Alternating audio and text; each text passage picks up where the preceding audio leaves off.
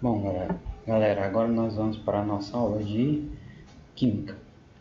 Bom, nas aulas anteriores nós falamos, né, sobre as propriedades da matéria, né? Nós falamos de densidade, né? Nós falamos também de como separar misturas, né? Nós falamos sobre misturas homogêneas, heterogêneas, quais são os processos de separação dessas misturas, né? Todos esses processos de separações e essas propriedades, né, elas envolvem uma transformação física, né, que é aquela que mexe apenas, né, com o físico. Agora nós vamos ver transformações químicas, né? Essas transformações, qual a diferença de uma transformação física para uma química? Então nós estudaremos a partir de agora esse tema 2, transformações químicas. Bom, o que você já sabe? Antes de começar o estudo deste tema, reflita a respeito do que já sabe sobre transformações químicas. Para isso, pense nas seguintes questões.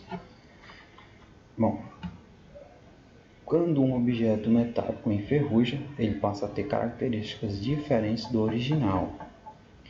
Bom, você pega um bombril mesmo, né? Aí, se ele molhar ou então pegar umidade, você vai observar que vai aparecer o ferrugem, né? Ou seja, está aparecendo um novo elemento, né? Algo diferente. Então, ali ocorreu uma transformação química. Segunda pergunta: como você reconhece que um alimento está podre ou impróprio para o consumo? Quais as características dele se alteram? Bom, primeiro de tudo, quando o alimento está estragado, né, refletindo, a primeira coisa que vai mudar é o cheiro, né? Ele vai exalar um mau cheiro, um odor, já está ali já informando que ele não está próprio para consumo, né? Então essa é uma das primeiras características. Quais seriam outras características, né? Por exemplo, se a gente for pegar um arroz que ele já está estragado, a gente observa que ele fica melequento, né, soltando um líquido, né, além daquele mau cheiro. Então vocês estão observando que houve uma transformação química, há elementos diferentes que começaram a aparecer após essa transformação. Então isso aí já é uma pista para uma transformação química, o aparecimento de novos elementos, né? De novas substâncias. Bom, evidências da ocorrência de uma transformação química. Até agora, você viu alguns exemplos de transformações físicas, como as que ocorrem durante uma mudança de estado físico ou separação de componentes de uma mistura.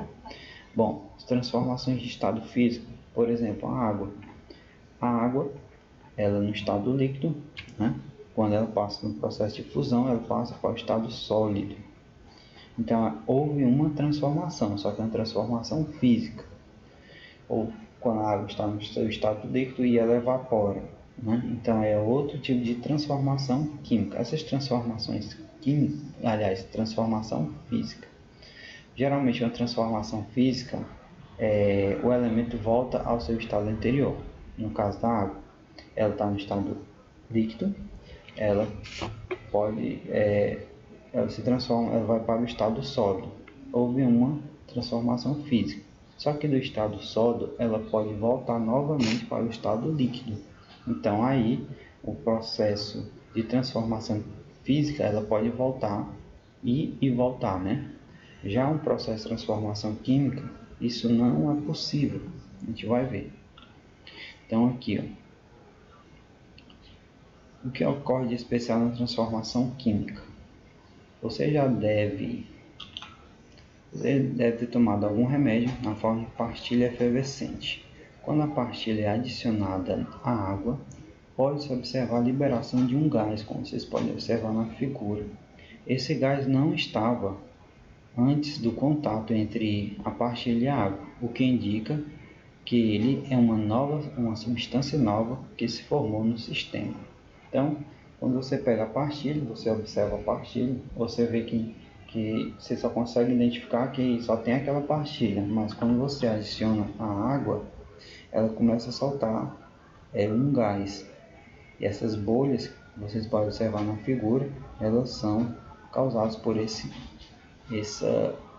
gás que está se desprendendo, que apareceu aqui.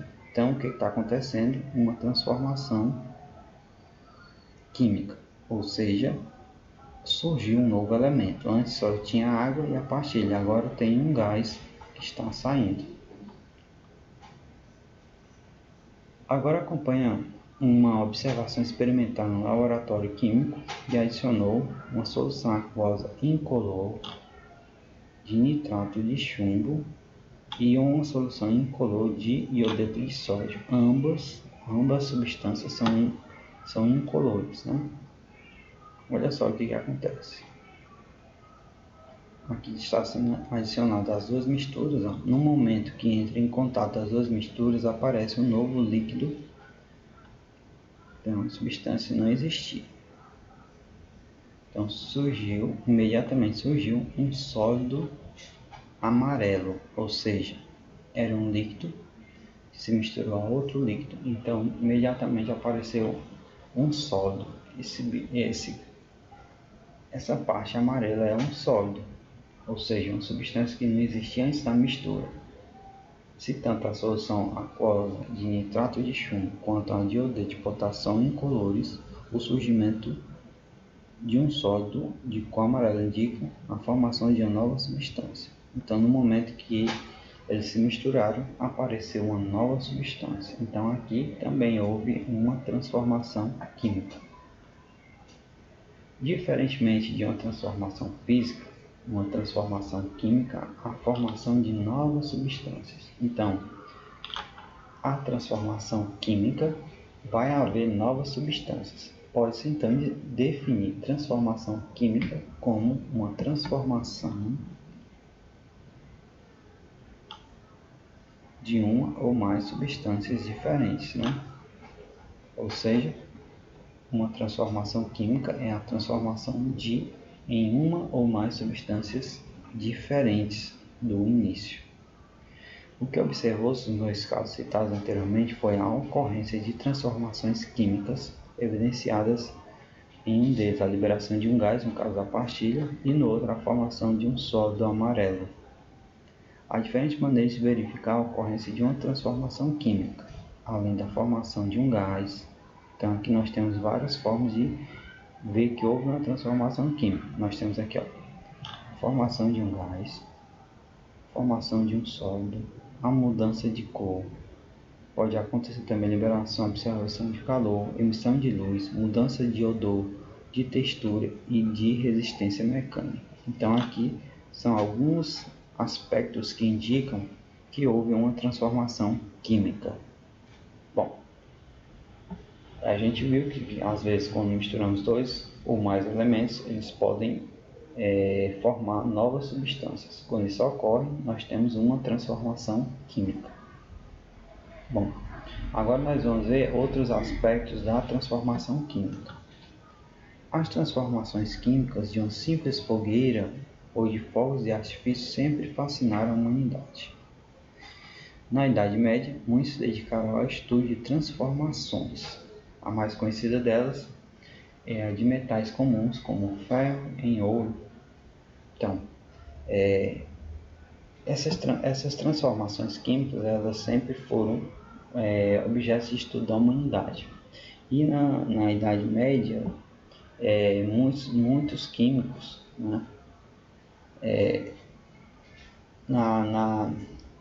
quiseram transformar metais comuns em ouro, né? Na verdade, nesse tempo a química ainda praticamente não existia o nome química, né? Eles chamavam de alquimia.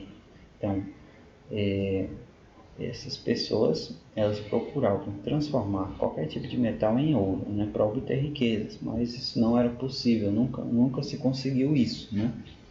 Então, com o tempo, provou-se que não era possível obter ouro, né? Não era real.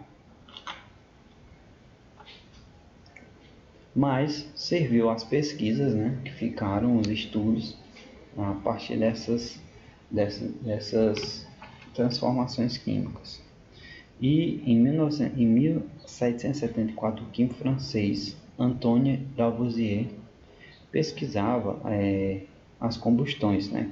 Combustão são reações de queima, né? De fogo, e calcinação, que é a alteração de temperatura, utilizando a balança para determinar mais substâncias envolvidas nas transformações.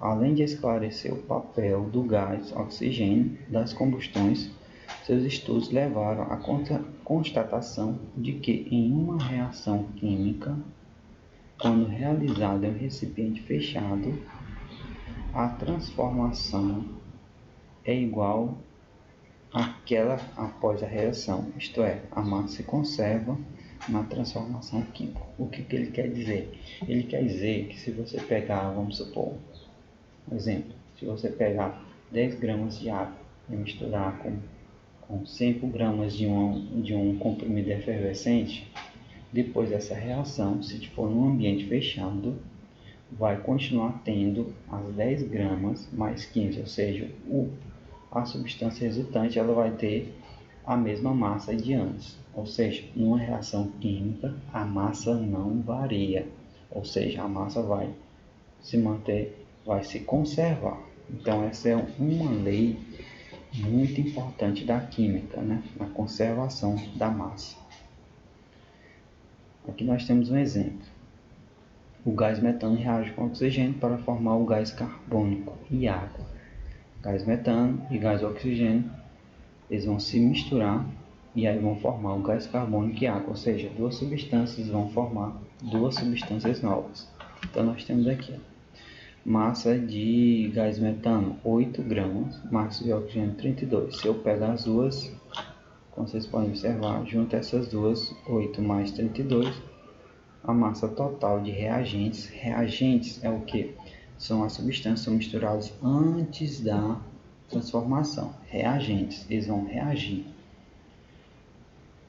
E o resultado vai ser esse aqui. Vocês vão ver aqui, ó, massa de gás carbônico 22 gramas e a massa de água 18. Ou seja, juntou-se o gás metano mais o oxigênio e obteve-se o gás carbônico e a massa de água. Observe que se eu pego isso são mais duas, 22 mais 18, vou ter o mesmo 40, que era dos reagentes, ou seja, a massa se conservou. Se eu pego 16, são 64, eu vou ter 80. 80, eu vou ter 44 gramas de gás carbônico e 36 de água. Continua tendo a mesma massa dos reagentes e a massa total dos produtos depois da reação, ou seja, mais uma vez a massa se conservou. Nesse caso, todos os reagentes foram transformados em produtos e verifica-se pelos dados experimentais que, independente da quantidade de reagentes iniciais, a massa total dos produtos formados será sempre igual à dos reagentes que sofreram transformação. Como isso se comprovou por inúmeros experimentos, essa observação pode ser generalizada para transformações químicas em um recipiente fechado. Detalhe, pessoal, isso aqui é considerando que o recipiente vai ser fechado. Bom,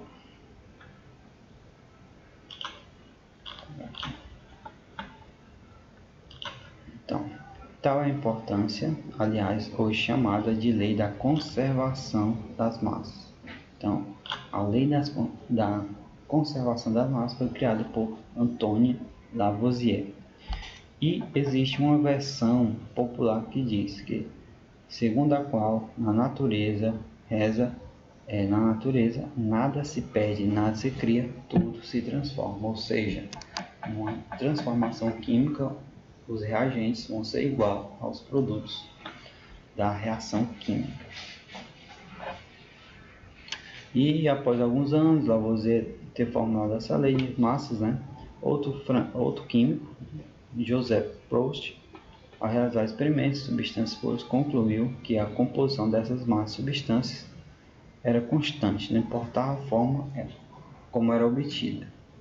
Isso significa que as massas dos reagentes e produtos envolvidos na reação sempre em uma proporção constante, independente das quantidades utilizadas.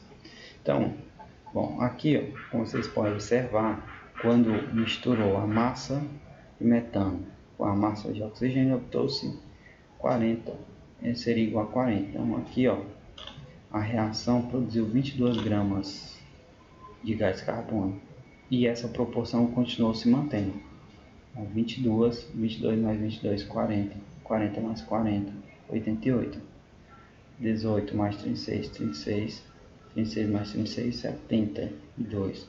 Observe que foi sempre na mesma proporção, aumentando sempre o dobro. Bom, então, por hoje a gente vai ficar aqui. Vamos dar continuidade a essas transformações químicas na próxima aula. A gente vai ver como calcular a massa, né, as gramas nas reações químicas. Bom, então agora a gente vai fazer uma atividade para fixar mais o conhecimento. Aí qualquer dúvida vocês podem estar me procurando aí no privado para a gente responder essas dúvidas.